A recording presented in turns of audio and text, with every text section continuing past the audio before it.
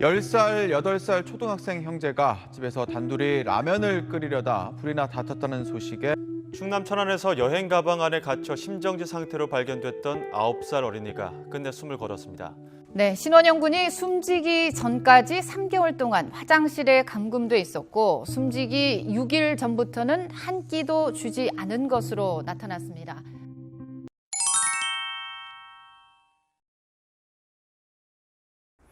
안녕하십니까? 사단법인 대한아동학대방지협회 대표 공혜정입니다. 어린이가 우리의 미래임은 그 누구도 부인하지 못할 것입니다. 하지만 지금 이 순간도 어디에선가 우리의 미래들이 학대에 시달리고 있으며 그 숫자는 나날이 증가하고 있습니다. 2019년도 아동학대 신고 건수는 41,389건으로 전년 대비 13.7%가 증가하였습니다. 이 중 79.5%가 가정 내에서 발생하였고 학대 행위자의 75.6%가 부모로서 가장 많았습니다. 그 다음 학교, 어린이집, 유치원 순으로 아동학대가 발생하였습니다. 아동학대 신고와 검거 인원이 4년 만에 1.5배 늘어난 것으로 나타났습니다. 국회 행정안전위원회 소속 국민의힘 박완수 의원이 경찰청에서 받은 국정감사 자료를 보면 올해 1월부터 8월까지 아동학대 신고 건수와 검거 인원은 각각 1,182건, 3,667명입니다. 올해 전체로는 15,000건, 5,500명에 이를 것으로 예상되는데 발생 장소별로는 가정이 2,700여 건으로 가장 많았고 어린이집이 146건, 학교와 학원이 124건으로 뒤를 이었습니다. 보통 어린이날 선물을 초등학생까지만 주기 때문에 아동의 연령을 초등학생까지라고 알고 있는 분들이 많은데요. 유엔 아동권리협약과 우리나라 아동복지법에 의하면 아동의 연령을 만 18세 미만으로 규정하고 있습니다. 그래서 아동과 청소년의 연령이 겹치는 부분이 있기 때문에 함께 묶어서 아동청소년법 또는 아동청소년계 이런 식으로 함께 부르는 경우가 많습니다. 아동학대란 아동복지법 제3조, 제7호에 의해 보호자를 포함한 성인이 아동의 건강, 복지를 해치거나 정상적 발달을 저해할 수 있는 신체적, 정신적, 성적 폭력 또는 가혹행위 및 아동의 보호자에 의하여 이루어지는 유기와 방임을 말합니다. 신체학대는 보호자를 포함한 성인이 아동에게 우발적 사고가 아닌 상황에서 의도적으로 신체 손상을 입히거나 또는 신체 손상을 입도록 한 모든 행위를 말합니다. 2016년 1월 원영이는 영하 12도의 날씨에 난방이 안 되는 화장실에 감금되어 하루 한 끼만 먹고 상습적으로 폭행당하고 락스원액 2통이 머리에서부터 부어져 결국 화학적 열상과 동사, 아사 등이 겹쳐 사망하고 말았습니다. 친부와 계모는 시신을 열흘간 방치한 후 야산에 안매장하였고 친부는 정관보건수술 계획을 세우고 계모와 여행을 다니는 등 인면 수심으로 행동하였습니다. 1심에서 계모는 20년, 친부는 15년을 선고받았으나 항소심에서 계모 27년, 친부 17년이 확정되었습니다. 2017년 7월 대구의 작은 방에 갇혀있던 35개월 현준이는 굶주림과 더위에 지쳐 침대를 넘어 방을 빠져나오려다 친부와 계모에 의해 채워진 계목줄로 인해 질식사하였습니다. 친부와 계모는 재혼 후 새로 출생한 당시 8개월 여아만 애지중지하였고 현준이는 마치 짐덩어리처럼 방치하였습니다. 계목줄을 채운 채 혼자 두고 며칠간 여행을 다니는가 하면 음식도 주지 않아 사망 당시 현준이는 몸무게가 11kg에 지나지 않았으며 기저귀를 제때 갈아주지 않아 항문이 괴사되는 등 참혹하게 사망하였습니다. 아동학대 치사죄로 각각 징역 15년이 확정되었습니다.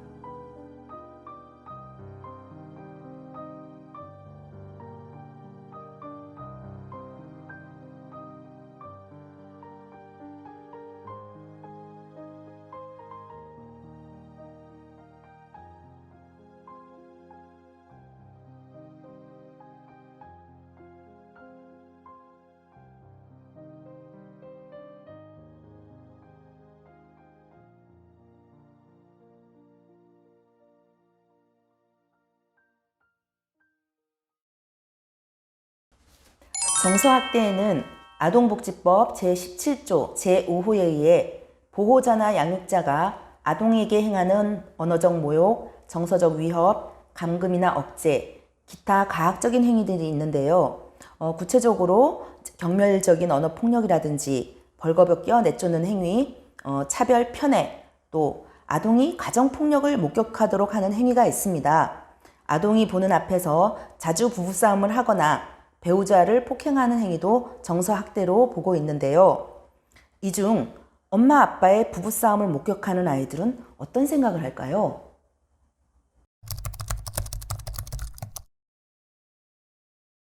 약간 좀 엄마 아빠가 싸우면 무섭기도 하고요. 약간 좀 떨려요. 아빠를 혼내는 생각. 다빈이 아빠 혼내주고 싶은 생각이 들어? 좀 기분이 나쁘고 좀 속상할 것 같아. 머리에 너무 아프고 나도 그리고 눈에 눈물 조금 날 것 같아. 엄마 아빠 싸우지 말라고 할 것 같은 그거? 우리 동생과 내가 싸우는 건 그렇다 치고 엄마 아빠가 싸우는 건 기분이 별로 안 좋아요. 말로 해야겠다는 생각이 들어. 아동에게는 부모님이 세상의 전부입니다. 그런데 세상의 전부인 것 같은 부모가 서로 싸우는 것을 보는 아동들은 세상이 흔들리는 것과 같은 두려움을 느낀다고 합니다. 공포, 두려움, 죄책감으로 인해 소아 우울증으로 발전할 가능성도 있다고 합니다. 그리고 아이들은 은연중에 엄마 아빠가 싸울 때의 말과 행동을 배우게 되는데요. 부부싸움을 자주 목격한 아이들은 무슨 일이 생기면 싸움으로 해결하려는 행동을 보이기도 합니다. 특히 성인이 되면 자신의 배우자 또는 아이에게 자신의 부모가 했던 행동을 그대로 하게 되기도 합니다. 어렸을 때 부모의 싸움을 자주 보고 자라게 되면 커서도 트라우마로 남게 되는데요. 결혼을 회피하거나 자신은 누군가를 행복하게 해주지 못하는 사람이라고 생각하게 되기도 합니다. 성학대란 아동복지법 제17조 제2호에 의해 성인이 자신의 성적 충족을 목적으로 만 18세 미만의 아동과 함께하는 모든 성적 행위를 말합니다.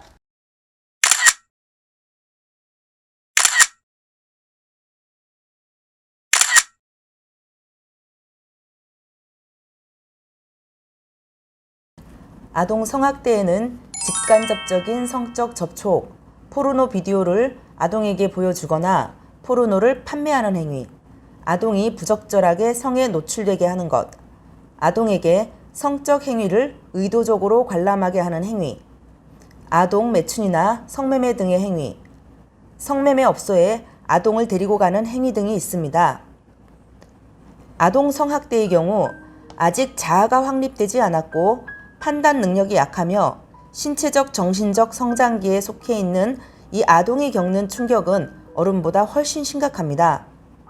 성학대를 당한 아동들은 신체적 고통 외에 학습장애, 대인공포증, 불안, 우울증, 자기 파괴적 행동, 공격성, 가출, 자살 등의 심각한 정서적 문제를 보이기도 하며 유달리 성에 집착하거나 성기에 비정상적인 과도한 관심을 보이기도 합니다.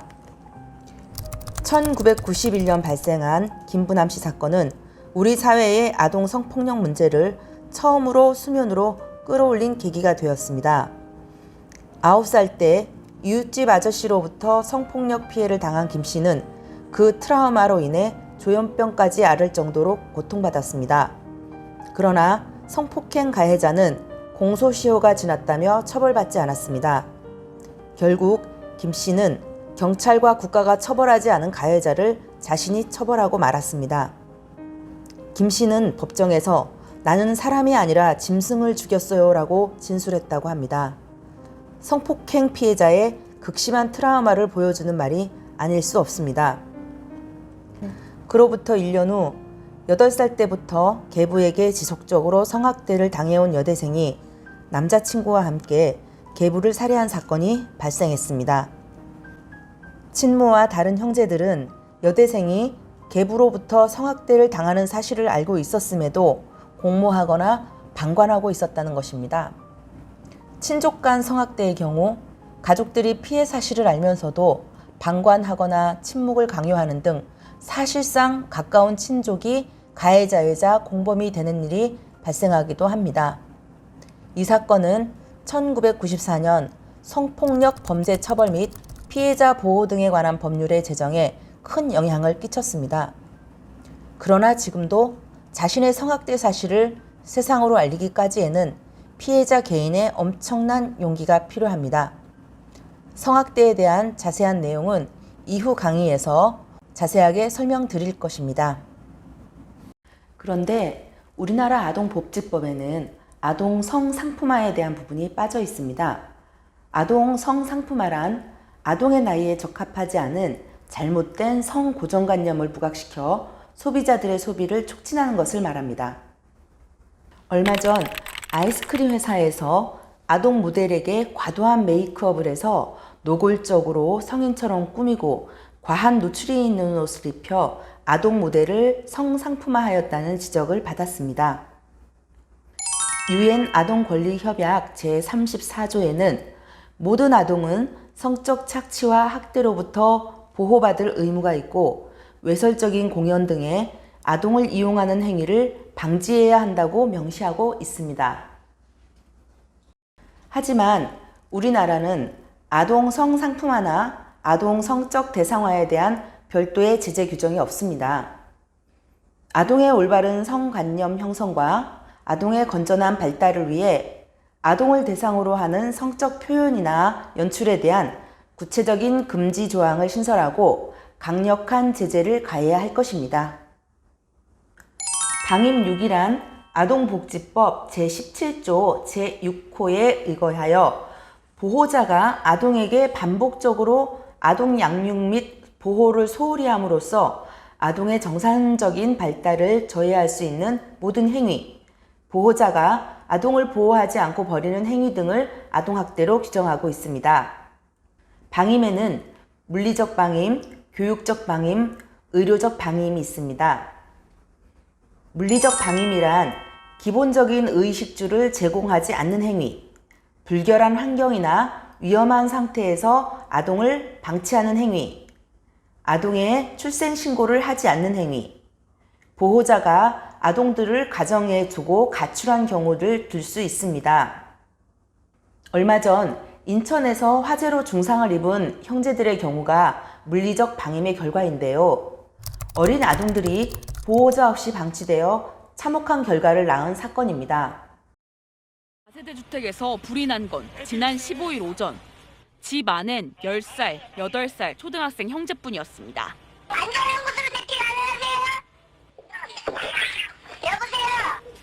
엄마가 집을 비운 사이 아이들끼리 음식을 해 먹으려다가 불이 난 것으로 추정되는데 화재 당시 가스레인지 옆엔 라면 봉지가 수북히 쌓여 있던 걸로 전해졌습니다.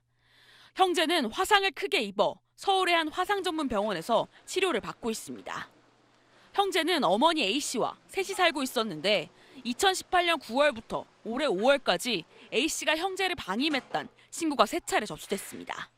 왜 이렇게 불이 났다길래 내가 붙어봤어. 아동무식을 많이 하다가 최근 들어서 하도 이거 안 돼요 하니까 애들도 그렇게 뒤쫓아. 아동보호 전문기관이 경찰에 수사를 의뢰했고 A씨가 방임뿐 아니라 주의력 결핍장애를 앓고 있던 형을 수차례 때린 정황이 드러났습니다. 법원은 이들 형제와 A씨를 분리하는 대신 상담 처분만을 내렸고 구청에서도 형제를 아동보호센터에 보낼 것을 어머니에게 권유했지만 이 역시 이루어지지 않았습니다. 작년에 어린 부부가 7개월 아기를 두고 6일간 집을 비우고 각자 친구들을 만나 놀다 돌아오니 아기가 아사로 숨진 사건이 있었습니다. 또 올해 1월에는 친부와 친모가 22개월 아기를 재운 후 또 각자 밤새 외출하여 친구와 술을 마시고 귀가하니 이 22개월 아기가 침대 매트리스와 추락 방지용 범퍼 사이에 끼어 사망한 사건도 있었습니다. 외국의 경우 아이를 잠시만이라도 홀로 두고 외출해도 아동학대로 처벌을 받습니다. 2017년 우리나라 판사 변호사 부부가 괌에 있는 한 마트 주차장 차 안에 6살 아들과 1살 딸을 남겨두고 쇼핑을 하러 갔다가 경찰에 체포됐습니다. 미국에서는 6살 이하 아동을 성인의 감독 없이 차에 방치하면 아동학대에 해당돼서 현행범으로 체포가 가능합니다. 하지만 우리나라는 현행법상 이러한 부부의 행위가 아동학대가 아니라고 판단해서 구두로 엄중 경고만 했을 뿐 징계조차 하지 않았습니다. 우리나라와 외국의 방임에 대한 시각이 이토록 극명하게 다름을 보여주는 실례입니다. 교육적 방임은 보호자가 아동을 특별한 사유 없이 학교에 보내지 않거나 아동의 무단 결석을 방치하는 행위입니다. 여기서 학교란 교육기본법 제8조 제1항에 있는 의무교육을 뜻하는 것이고요. 6년의 초등교육 및 3년의 중학교를 의미합니다. 의료적 방임은 아동에게 필요한 의료적 처치 및 개입을 하지 않는 행위를 말하는데요. 1999년에 있었던 김신혜 사건이 대표적인 의료 방임의 예입니다. 윌름즈 종양 진단을 받은 9살 소녀 신혜는 적절한 시기에 종양을 제거하고 약물 치료를 병행하면 완치가 가능했습니다. 그러나 신혜의 부모는 신앙의 힘으로 치료하겠다며 병원 치료를 거부하였습니다. 1999년 당시 9살이던 신혜는 몸무게가 20kg이었는데 그중 종양이 5kg에 달할 정도로 증식되어 있었습니다. 신혜는 아프다, 치료받고 싶다고 울부짖었지만 부모는 하나님한테 호소하라, 천국에 가라며 병원 치료를 계속 거부했습니다. 이 사건을 계기로 2000년 아동복지법을 개정했고요. 아동학대에 대한 정의, 처벌 근거, 관련 기관에 대한 법적 근거를 마련할 수 있었습니다. 유기는 아동을 보호하지 않고 버리는 행위, 아동을 병원에 입원시키고 사라진 경우 또는 시설 근처에 버리고 가는 행위를 말합니다. 유엔 아동권리협약 제7조에는 모든 아동은 태어나자마자 정부의 공식적인 절차를 거쳐 출생신고가 되어야 하며 아동은 국적을 가져야 하고 가능한 부모가 누구인지 알고 부모의 돌봄을 받아야 한다라고 되어 있습니다. 2019년 정부가 발표한 포용국가 아동정책 추진 10대 핵심 과제에도 누락 없는 출생 등록이 제시되었습니다. 하지만 우리나라의 영아 유기 범죄는 나날이 증가하고 있습니다. 경제력이나 생활고, 외도 등의 문제로 아기를 유기하는 경우가 많은데요. 경제적인 이유로 자신이 낳은 아기를 헛간에 버린 40대 여성과 외도로 낳은 아기를 공공 화장실에 버린 30대 가정주부가 경찰에 붙잡히기도 했습니다. 오늘 1강에서는 아동학대란 무엇인가에 대해 개념과 유형을 알아보았습니다. 궁금한 사항이 있으면 댓글로 남겨주세요. 다음 시간에는 가족복지학과 권희경 교수님을 모시고 가정 내 아동학대의 원인과 대책에 대해 알아보도록 하겠습니다. 감사합니다.